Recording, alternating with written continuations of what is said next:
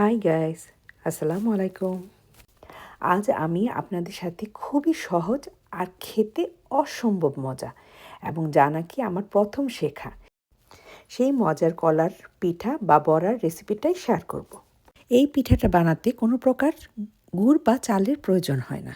ঘরে থাকায় 1 বা 2টা উপকরণ দিয়ে তৈরি করে ফেলা যায়। তাহলে চলুন শুরু করি।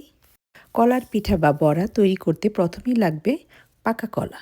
ঘরে থাকা এক্সট্রা পাকা কলা যাতে নাকি খানিকটা স্পট থাকে। এই পিঠাটা তৈরি করতে নরম কলা ব্যবহার করতে হবে, যা নাকি নর্মালি খেতে ভালো লাগে না। খোসাটা ছাড়িয়ে কলা নিয়ে নেব। এবার দিয়ে দিব 1 টেবিল স্পুন চিনি।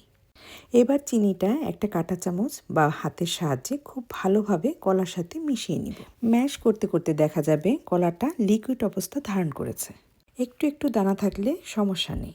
এ পর্যায়ে দিয়ে দিব 1 চিমটি লবণ, যাতে স্বাদের একটা ব্যালেন্স আসে। দিয়ে দিব একটা ডিম। আবারও সব কিছু খুব ভালোভাবে মিশিয়ে নিব। এবার দিয়ে দিব 1 কাপ ময়দা। অল্প অল্প করে মেশাতে থাকব। তখনই বোঝা যাবে কতটুকু ময়দার প্রয়োজন হবে। এই কারণে আমি একবারে ময়দাটা ইউজ করিনি।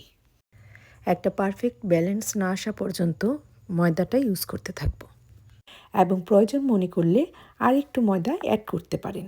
আপনার ইচ্ছা করলে এখানে চালের গুঁড়া দিয়েও এই পিঠা তৈরি করতে পারেন।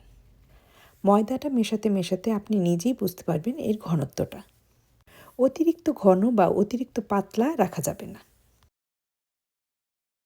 এবারে এই পিঠার মিশ্রণটা 5 মিনিটের জন্য একটা সাইডে রেখে দেব এবং একটি প্যানে নিয়ে নিব পর্যাপ্ত পরিমাণে তেল এবং অপেক্ষা করতে থাকবো গরম না হওয়া পর্যন্ত। এই পর্যায়ে চুলার হিটটা থাকবে মিডিয়াম। আমি প্রথমে স্পুনের সাহায্যে কলার বড়াটা তেলে দেওয়ার চেষ্টা করেছি, কিন্তু রেজাল্ট ভালো পাইনি। তাই হাতের সাহায্যে কলার পিঠাগুলি তৈরি করে নিয়েছি। মিডিয়াম হিটে লালচে কালার না হওয়া পর্যন্ত এপিট ওপিট করে ভেজে নিব এবং পছন্দ মতো কালার চলে আসলে তেল থেকে উঠিয়ে নিব। ঠান্ডা বা গরম 2 অবস্থাতেই খুব মজা লাগে এই কলার পিঠা। এই কলার পিঠার হাতে খড়ি আমার শাশুড়ি। তিনি ঝটপট এই পিঠাটা বানিয়ে ফেলতেন আর আমি ছিলাম ওনারই হেল্পার।